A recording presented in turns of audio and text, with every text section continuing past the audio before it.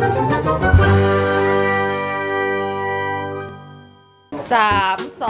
ไป ตัวสุขแพะเฮ้